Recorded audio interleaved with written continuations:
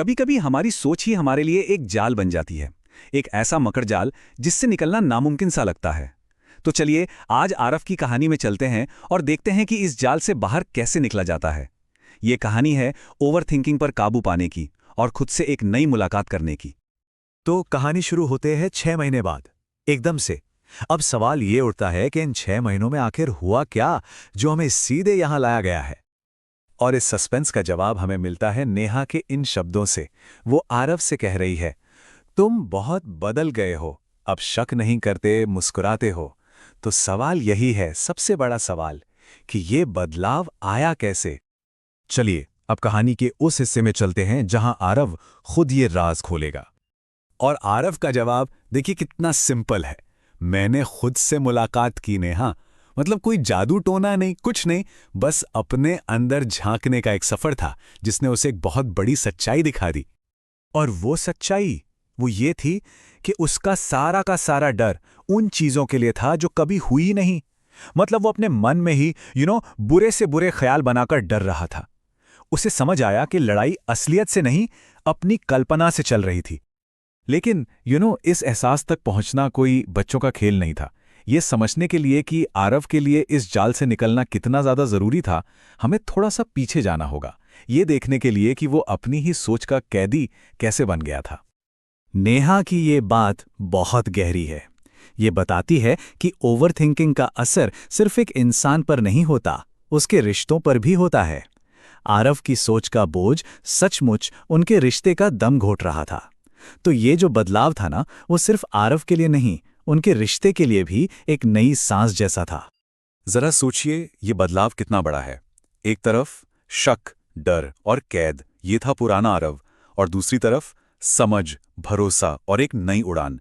ये सिर्फ एक आदत का बदलना नहीं है, ये तो एक इंसान का पूरा ट्रांसफॉर्मेशन है। तो चलिए अब उस सवाल पर आते हैं जिसका हम सबको इंतजार है, कि आखिर आरव ने ये किया कैसे। इस हिस्से में हमें वो तरीका पता चलेगा जिससे आरव ने खुद से वो जरूरी मुलाकात की। तो आरव का तरीका इन 3 आसान से स्टेप्स में छिपा है, और अच्छी बात यह है कि ये कोई भी कर सकता है। पहला, जब भी कोई डर या शक मन में आए तो उससे भागो मत, उसे महसूस करो, समझो। दूसरा, उन सारे विचारों को एक डायरी में लिख डालो। पता है, लिखने से ना वो उलझे हुए धागे सुलझ जाते हैं, सब साफ दिखने लगता है। और तीसरा, और ये सबसे जरूरी है, हर सोच को सच मत मान लो, उस पर सवाल उठाओ, पूछो क्या तुम सच में हो। और यहीं आरव की सबसे बड़ी लर्निंग छुपी है। उसने सोचना बंद नहीं किया, अरे वो तो मुमकिन ही नहीं है। उसने बस अपनी हर सोच पर आंख बंद करके यकीन करना बंद कर दिया। उसका एक नया रूल था, कोई भी ख्याल तब तक सच नहीं है जब तक उसका दिल और दिमाग, मतलब इमोशन और लॉजिक, दोनों हाँ ना बोल दें। तो ठीक है, आरव ने नया तरीका सीख लिया, लेकिन असली परीक्षा तो तब होती है जब जिंदगी टेस्ट लेती है ना। तो चलिए देखते हैं कि जब हालात मुश्किल हुए तो आरव की ये नई समझ काम आई या नहीं। और हाँ, वो मोड़ आया। जिंदगी ने एक ऐसी चुनौती सामने रखी जो आरव के मन में शक और डर का वही पुराना तूफान वापस ला सकती थी। चुनौती क्या थी? नेहा को एक नौकरी मिली। कहाँ? अमेरिका में। और कितने समय के लिए? पूरे 2 साल के लिए। अब जरा सोचिए, पुराने आरव के लिए ये खबर एक बुरे सपने जैसी होती। उसका दिमाग तो हजारों नेगेटिव बातें सोचने लगता, है ना? और यही पता चलता है कि आरव कितना बदल चुका था। नेहा को डर था कि शायद आरव कहेगा, बस चलो सब यहीं खत्म करते हैं। लेकिन नए आरव का जवाब सुनिए। उसने कहा, मैं सोचूंगा, लेकिन इतना नहीं कि हमारा भरोसा ही दम तोड़ दे। वाह, ये डर पर भरोसे की सीधी सीधी जीत थी।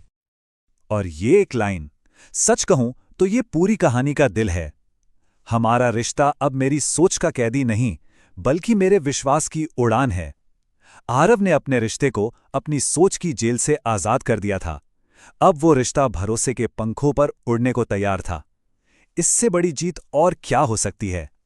तो ठीक है, ये थी आरव की कहानी, पर इससे हमारे लिए क्या सबक है? वो कौन सी बात है जिसे हम अपनी जिंदगी में अपना सकते हैं? चलिए आखिरी हिस्से में इसे ही समझते हैं।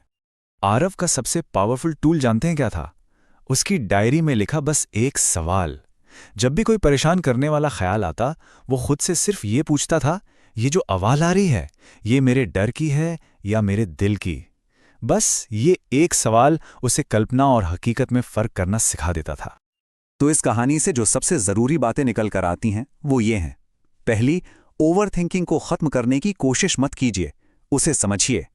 दूसरी बात, अपनी हर डरावनी सोच पर सवाल उठाइए, जवाब खुद ब खुद मिलने लगेंगे। और तीसरी बात, जब आपके जवाब शक पर नहीं, भरोसे पर टिके होंगे, तभी जिंदगी सच में जीने लायक लगती है। और आखिर में ये कहानी हमें इसी एक सवाल के साथ छोड़ जाती है। हम सबके अंदर हमेशा दो आवाज़ें होती हैं, एक डर की और दूसरी दिल की। सुनने लायक आवाज़ कौन सी है?